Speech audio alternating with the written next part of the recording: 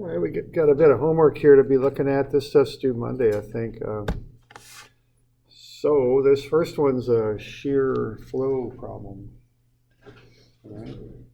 So, and the reason you can tell it's a shear flow problem is we're looking for the force caused in each screw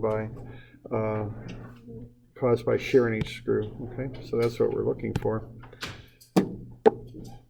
So the way you're going to find this is you're going to use that shear flow equation, which looks like that. Okay. So you got to find V, you got to find Q, you got to find I.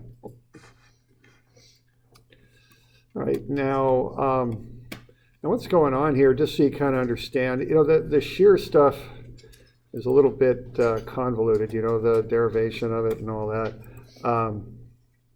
You know, if you go back to that original derivation we did, you know, we were kind of looking at this. And keep in mind, again, we're not talking like shearing off a bolt or something. We're talking about shearing a beam, which is longitudinal shear, which is caused by bending, okay? This type of action is what's causing the shear. And the derivation of this involved this horizontal area where the shear stress will occur. So you're going to have shear kind of working its way across like one of those planes there. I'm kind of got that thing shown right there. And that's the shear that we're talking about, this shear force. And notice what, to derive that, it's the force on the horizontal area, which is the thickness of the beam, times this little incremental length along the length of the beam that we used. So that horizontal area is T times dx, which is just a little delta x in there. We kind of lost that when we did the derivation because we have a delta m on the top and we end up with that delta x on the bottom, and we combine the delta m and the delta x because that's the derivative of moment, and what that is the shear. So we took the delta m plus, or divided by the delta x, and we got to the shear, see, because the shear is the derivative of moment, and that left the t behind, okay? That's what that did. So that's why we ended up with just a t down here on the bottom. Okay. So the reason I'm mentioning that is when you do the shear flow formula, what you're doing, you're taking the t out of there altogether. Okay. So what you get is VQ over I. The t is gone now. So what you end up with then, when you take the t out of that original horizontal area, is you end up with a force per unit length along the length of the beam, okay? So basically when you take the t out of that horizontal area, what you're left with is a per length. So what you get when you get the shear flow is a force per unit length along the beam that builds up due to shear. So that's what you get out of this, and that's just a little overview of why that's what you get, okay?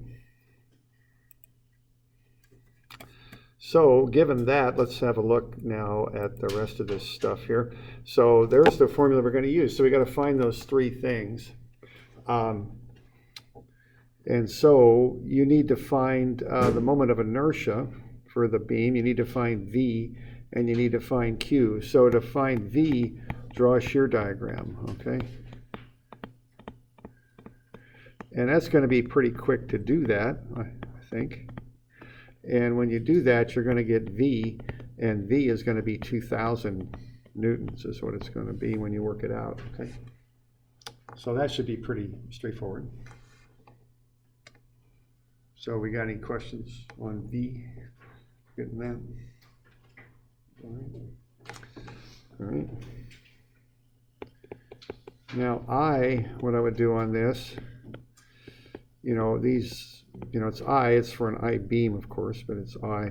When I have something like that, this is symmetric. So here's the neutral axis.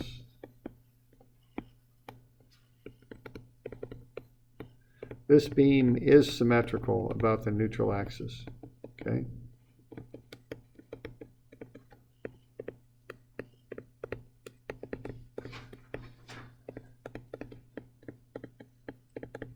Neutral axis goes through the centroid of the entire beam. So if that's the case, the quickest way to do it is to take BH cubed over 12, okay, and H of course, is right there. And B is along the entire base, like that. I'm a little out of room on the bottom there, so I'm just going to sneak it in there like that, or I'll try anyway. There we go. Then you can take away the 2 BH cubed over 12 for the 2 little insets, okay? These little things. So that's the quick way to do that, because everything, all the centroids for those shapes are right on the neutral axis, so you don't have to worry about the transfer axis term. That's just a quicker way to do it, right? Now, it won't work with a T-beam, it won't work with an L-beam. Things that are asymmetrical about the neutral axis, it won't work, but it works for this, okay? So, we all right with that? And when you work through that, you ought to get something, oh, I've got I there, it's right there, there's I, okay? Now, the last thing you need to do is Q. Now, to get Q, what you do is you look at what would shear off. You only have to look at one piece that would shear off. You don't need to combine things. So I'm going to analyze this top flange. Now, presumably, you know, we've done the same thing on the bottom flange, but you only have to analyze one or the other. You don't have to analyze both. They're symmetrical, and we're just looking at the shear force on that nail. All right, so what you do to get Q is you look at the area that would shear off, right?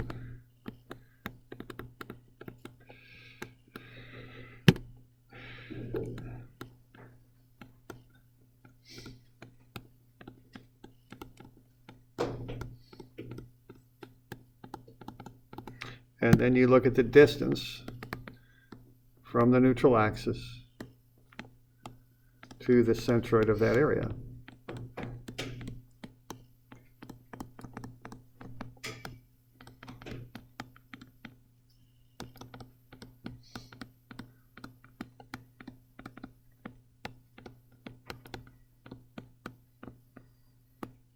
And you multiply them together, okay? So that's how you get Q. So Q equals A, the area times the distance, and that's 3.30, so 0.00054. And the units on that are meters to the 3. Okay.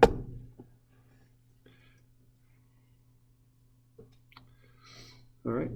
So you just figure out those 3 separate things. Just do them one at a time.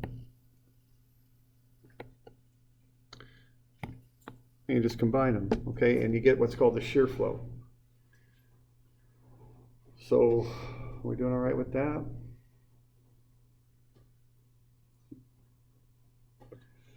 Now, what we know on this one is the spacing on the nails. They're 6 centimeters apart. So what you're going to find when you do the shear flow is you're going to find how many newtons of force build up per meter of the length of beam, okay? So we good with this?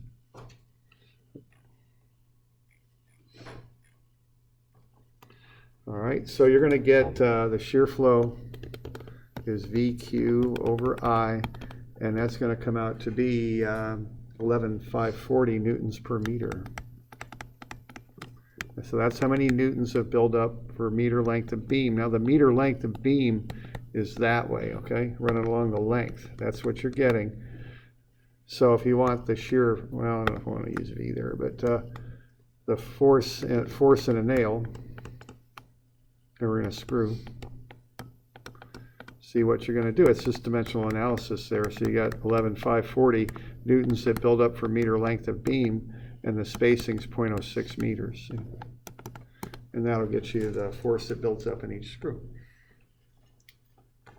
And then, you know, if you could try and find the allowable force in each screw and see if they're strong enough to do the job. If they're not, you'd probably space them closer together. Okay.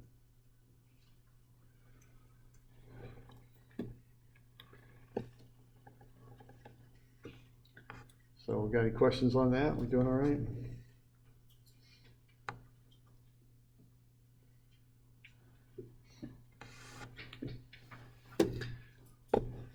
So that's a fairly common use of this shear formula.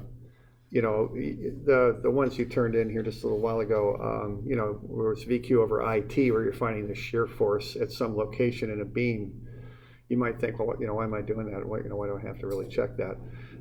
Well, there might be a place in a beam where you might have concerns about the shear force, so that's why you would do it. But here's a, you know, a real good example of that formula. We've omitted the T from it because what you did on the last homework was you did VQ over IT. You got newtons per square meter, which is a stress, okay?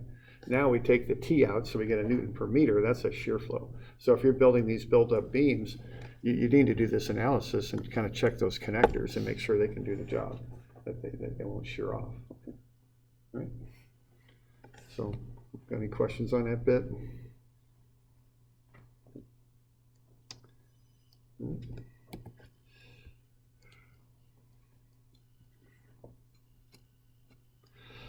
All right, now the next one is shear center. And this one's a little convoluted here. So let's have a look at this, okay? Now what's happening is the shear is building up in that beam, and if you don't load it properly, the thing can warp, okay? So if you load, and I'm not quite sure where the X centroid is, but if you load it in the normal location, which is over the X centroid, the thing will twist, okay?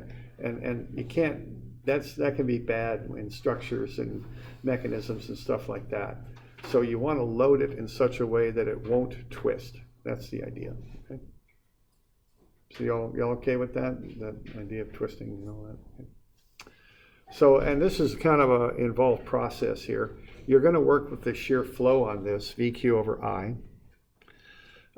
So you're going to find I for about the neutral axis. Now, once again, you can do the subtraction trick on this because the thing's symmetrical. Okay. But remember that you can only do this little trick when the beams are symmetrical. If they're not, you can't do it, okay? So with generally available beams, this little trick will work fine for C channel, which is what this is, and I's. It will not work for T's and L's, okay? So just, you know, keep that in mind. So here's the neutral axis right there. We've got the centroid of the overall rectangle right there. And then we've got this cutout over here that we've essentially taken out of that rectangle. This thing here, and its centroid is right on the neutral axis. See, everything's on the neutral axis. So you don't have to do the transfer axis theorem when you do this method. Okay. So you're going to take the base times the overall height, which is 12 cubed, divide by 12, and then take away the base of the cutout, which is 6, times its height, 8 cubed over 12, and it's 896, and that's inches to the 4. Okay. So there you go. That's the I, okay, so we got that. Now the V you don't have to worry about because you're going to pull that off the shear diagram. So the next thing here is Q. All right, now to find Q, what you want is just as you normally do, you want the area and the distance, but you're going to have to realize that shear varies as you work your way across that lower flange there. That's what we're analyzing, is the lower flange. And see, the shear flow varies with Q, and Q varies depending on where you are in the flange as you work your way across. So what we're doing, we kind of started by looking at the shear flow in the beam as it works its way through. And so I kind of think of that main shear flow as being down, so I get a total shear flow kind of like that. Now that's what causes this twisting action that'll make the beam twist, is that what you're seeing there. So to calculate that, you want to find the moment of those shear flows, or shear forces actually, about a point. Now you can pick the point. So what you want to do is pick a point that'll eliminate most of these to reduce the calculations you have to do. So it's pretty typical to do it like right there, because then you're kind of omitting this top one and this one running down. And you only got to deal with one integration. Okay. All right, so you got your Q there is the area as you work your way across. Now you're going to call that a distance X. Okay, the depth of this flange is 2, so its area, or the area there is 2 times whatever X is as you work your way across. and then you need the distance to the flange from the neutral axis, and that's going to be half of 8, which is 4, plus half of 2, which is 1. So 4 plus 1 makes 5. Okay.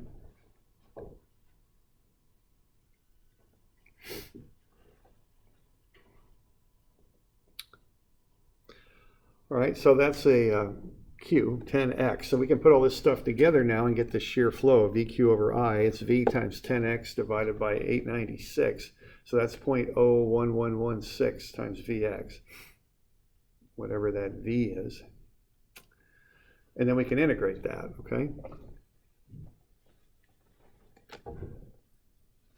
So if we integrate it, we kind of assume that the flange, we kind of have to define what the flange is and what the web is. The general way this seems to be done is you assume the flange extends halfway into the web. And I think that's just kind of a best kind of estimate. I don't think there's any real solid theory behind that. I think they're just kind of splitting that material half to the flange and half to the web, I think is what's going on there. Okay, so if that's the case, you're going over 6 plus 1 more, so that makes 7. Okay, so 6 plus half of the 2, so there's 6, and half the 2 makes 7. So you're going to integrate this and add it up from 0 to 7. So you're going to integrate the shear flow, 0.01116 times V times X, and then you're going to integrate it over the distance there, X. So that's going to take the shear flow and turn it into a shear force, because the shear flow is newtons per meters. Now we're going to integrate that over an x distance, so that'll become shear force. Do the integral, and you get 0.00558 x squared. Plug in the limits, and you get the shear force. Okay. So that's 0.2734 times V. So there's the shear force. Okay. And that's this force down there at in the bottom flange is what that is.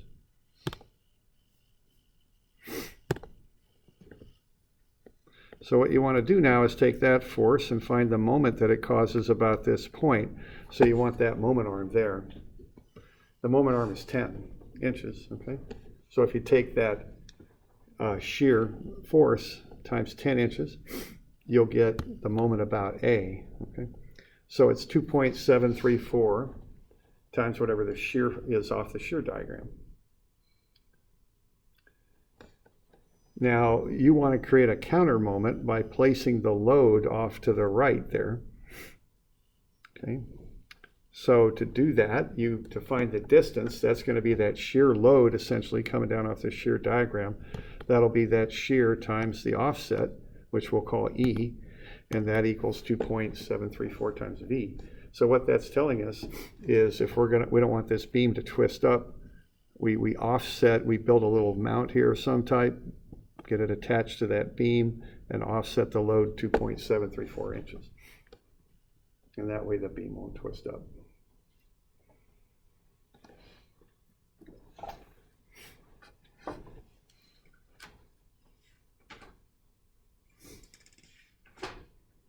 And I think, as I've mentioned, there were trucks that were made out of C-channel. I don't think that's done so much anymore of the frames, but the motor mounts were built like that to offset that load of the weight of the motor.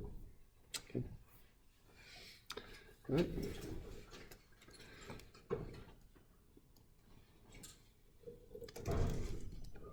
So that's shear flow and shear center. Okay, the other stuff here is this finding the deflection here. And we went through a good bit of this yesterday. So what we did is we found the reactions first. 6,000 pounds on either side. And then we found the distances, and we converted the feet into inches. And that's, you just want to do that. And I've forgotten to do this before, and it's a pain if you do. So just get the thing into inches right off the bat, because the reason is the E and the I are all in inches typically. So you want to be sure all your units match. Okay, so you can get that worked out. So 36 inches to the 12,000 Newton load, and then you've got a distance X from the left-hand side to the cut, and then you've got the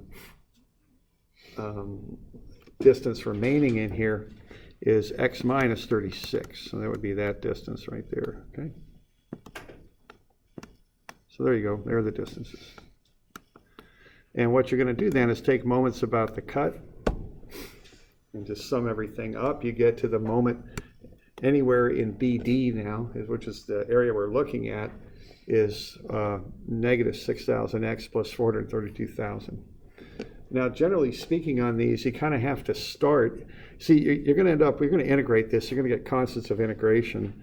Generally speaking on these types of problems, you got to start and do your first free body diagram here, because you have to know what's going on at this transition point where the load is, get known values there so you can evaluate the constants of integration when you go for the rest of the way across the beam. But in this one, we don't have to do that, and the reason is we're loading the beam right in the middle, so we know at that transition point, which is 36 inches over, that the slope there will be 0, okay? So we have one known there for the slope. We also know that the delta at the end where this other support is 0. So we've got a known for delta and a known for the angle. So between those two, we can solve for the constants. So on account of that, we don't have to do the whole business working our way from A to B, okay? So that was good.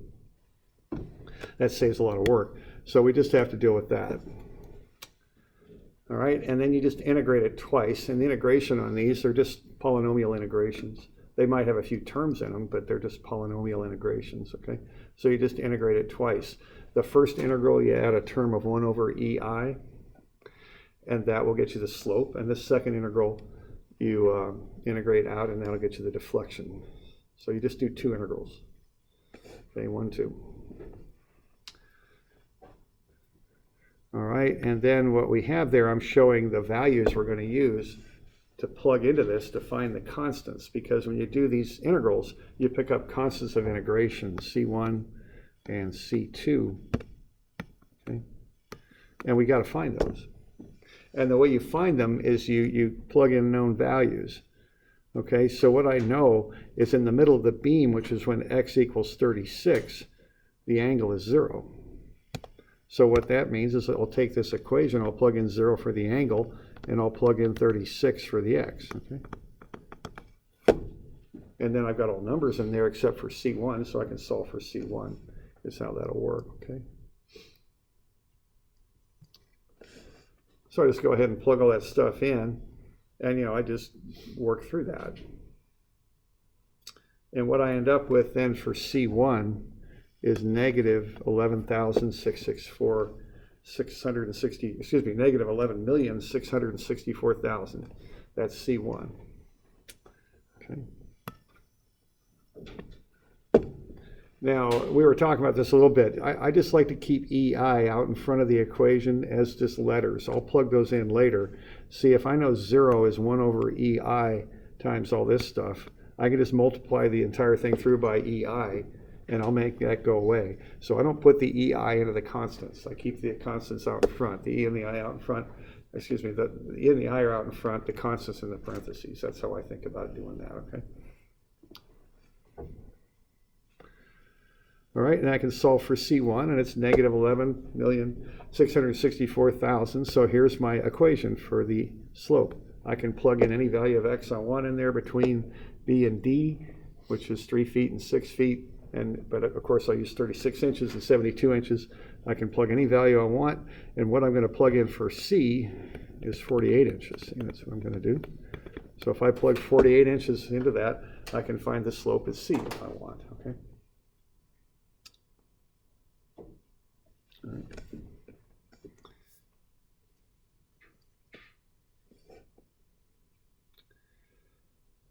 All right, and I can do the same thing to find the second constant for delta. I've already found C1, so now I got to plug that in here.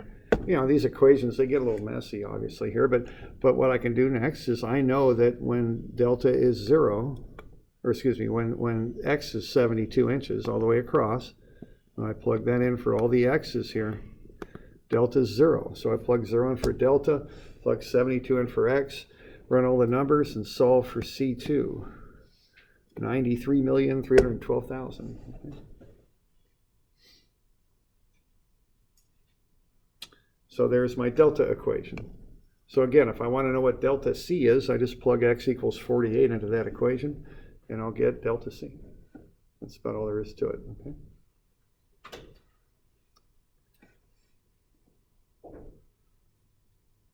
We're doing all right with that?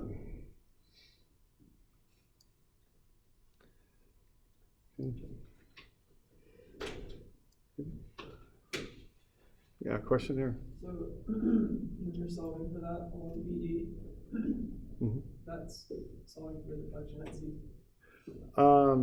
Okay, this equation will get you the deflection anywhere from B to D, right? And by plugging in x equals 48, it will find me the deflection at point C. Yeah, right, which is what the question was asking. Okay.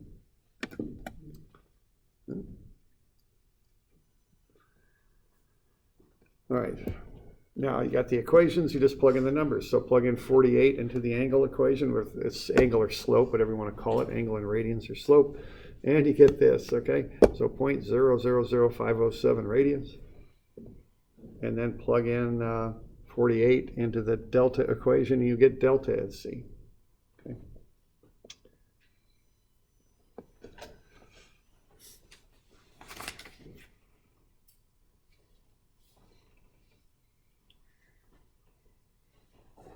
All right. And then you do the same thing for delta. Just be sure you use in inches, 48 inches. Plug it in, you get negative 0.0187 inches. Okay. So that's the deal. All right. Now, as I mentioned, I tend to think of this as kind of an academic exercise. I can't really imagine a structural engineer doing this. There's just so much chance for error. It's such a long calculation for 0.0187 inches. It's a lot of work for that amount of deflection. But this is, you might see this down the road, junior or senior year. I don't know. So you want to know how to do that. But on a more practical level, there's tables for a lot of this. Now you have to learn how to use the tables, but there's tables. And I handed these out in class. They're the green sheet. Of course, online they're not, but there's two tables online. One, they're in the general downloads, I think. There's deflection, beam deflection cantilever, and beam deflection simply supported, or something like that. It's right in Moodle. And so we have these tables. They look like that, okay? So there's the one for simply supported beams with a loaded, and on one side, on the other side, you got the cantilever side. So important point number one, be sure you're on the right side when you're using them, okay? You got to be, if you got a cantilever, you're on this one here, and if you got a simply supported beam, you're on that one there. So that's one thing to for sure keep in mind. The other thing is, these are kind of abbreviated tables.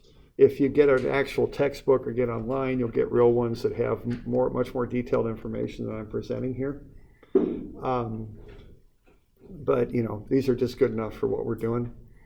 But if you want a for real table, if you're ever doing something for real, just get in a book or get online and get something, that's complete and all that. Okay. Now you can see we've got a simply supported load with a beam with a load in the middle right there on the simply supported beam side. Now I only have the deflection in the middle though for these. If you got into a better table, it would get you the means where you could have found out. They would have had one formula that just would have gotten you that thing we just derived with calculus. Now I don't have it on this table because it's just too much stuff to put on here. But if you get into a real table like what you'll see in a full textbook, you'd have that information. So let's just start to figure out how to use these tables a little bit, okay? Now the beginnings of them are pretty simple, but they get a little bit involved sometimes too if you want to do a little bit more advanced things with them. So, you have to kind of think about what you want to do with them. All right, so why don't we have a look at this page here. I'm honestly not sure what this is anymore. It used to be page 915. I don't know if it still is or not. Maybe it is. No, it's not anymore. It's page 900 now, okay? So page 900.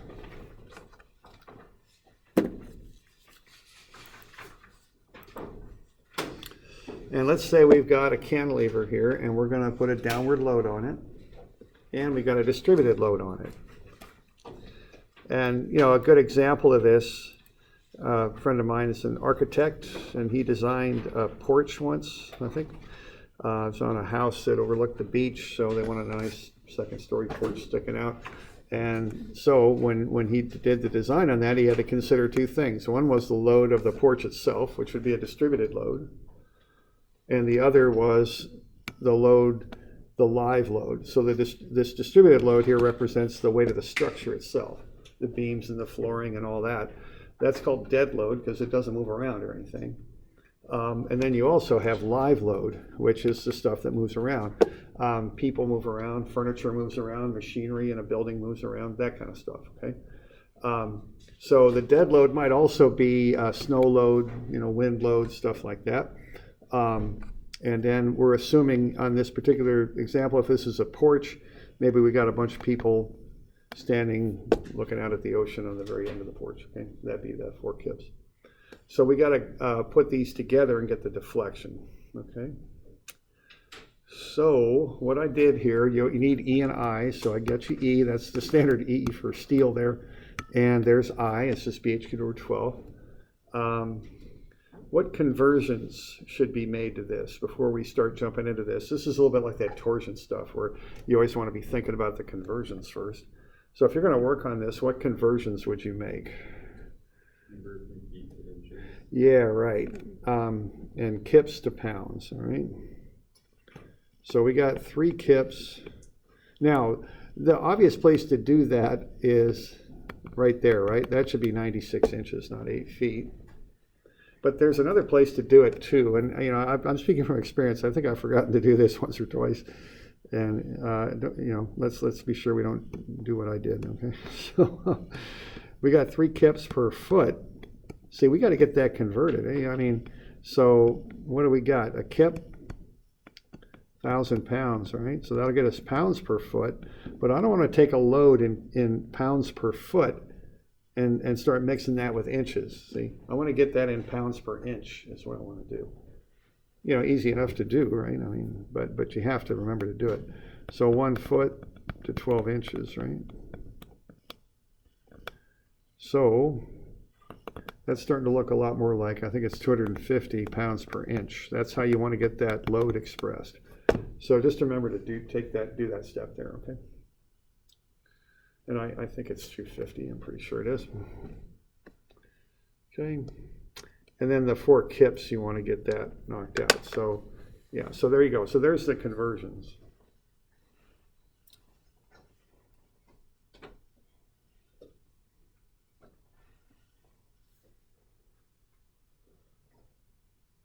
Okay. So you start with that, and then you just look at the cases to be used off the tables. Okay? So what you'd want to do with this would be to get on the cantilever table and have a look. And what 2 cases would you use, given what you see on that cantilever table?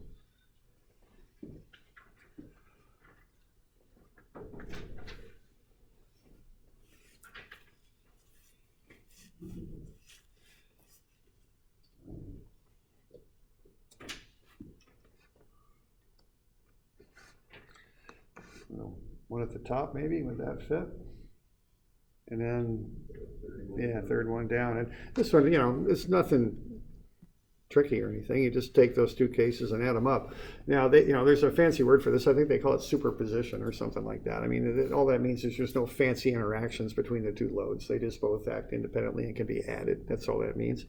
So you just write down the formulas. Now, keep in mind one thing here, that the formulas you see don't have signs on them, so you have to supply that. So what I just wrote down there on the slide there is what I just took the formulas as is right off those tables, okay? So for the cantilever, A is where the support is, B is the end. So I'm just adding those things together, okay? So I'm finding the slope at B and the deflection at B. And I'm just putting down the formulas for each case off the formula sheet. They're off the table, I guess I should call it. All right, so once I've done that, then I just plug everything in and add them up. That's about all you got to do, okay? So this is kind of a beginning problem here. You know, that's pretty straightforward, okay?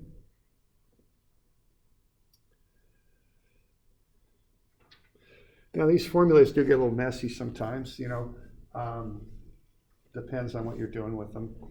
The ones I've got on this table are for the most part pretty simple, but you know, the more involved ones, you can get some pretty involved formulas for them. So we good with that?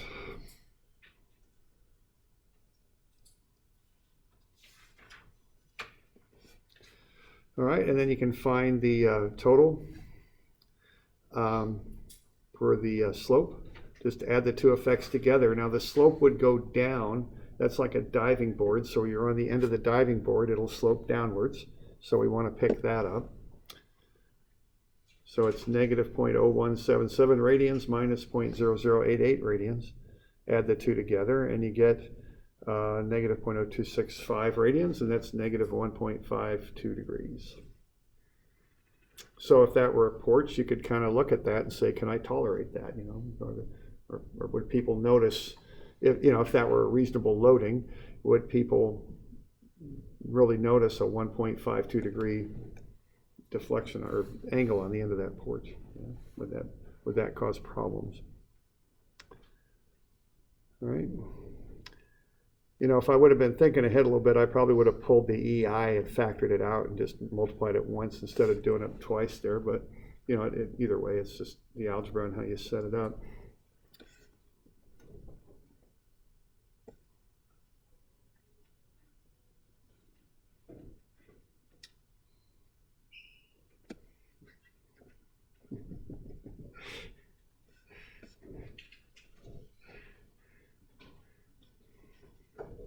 All right, so that's that, and then the delta is going to be the same deal, okay?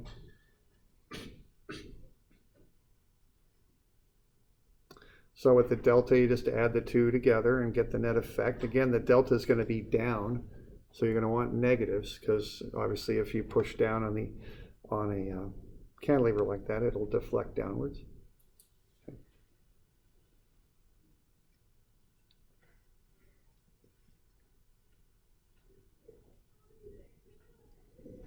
Okay, so there's the delta. So negative 250 pounds per inch times 96 inches to the 4 divided by 8 EI minus 4,000 pounds times 96 inches cubed over 3 EI. And so that thing's going to sag, you know, almost 2 inches.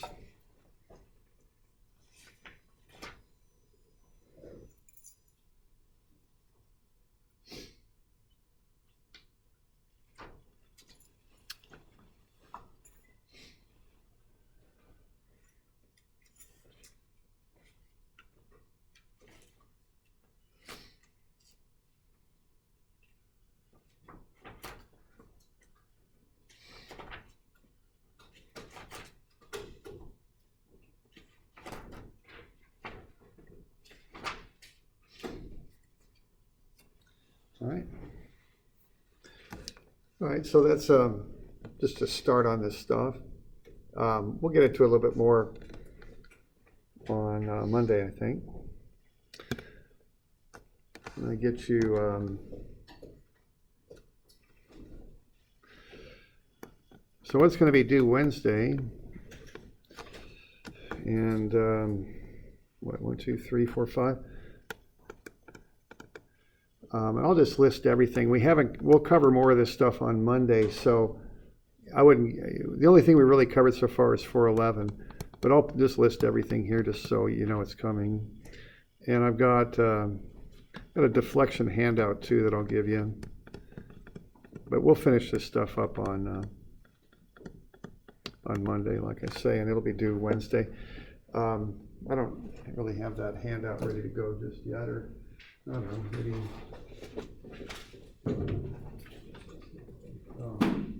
Yeah, it looks like I called it 414. That's what I called it.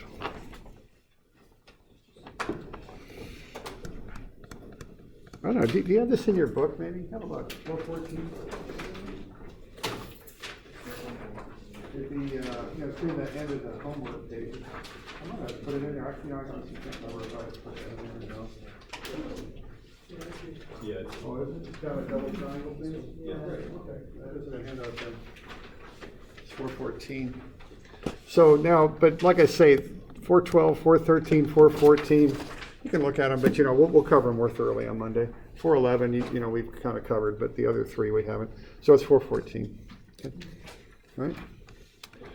So got any questions on that? All right. Have a good weekend and all that. It's supposed to be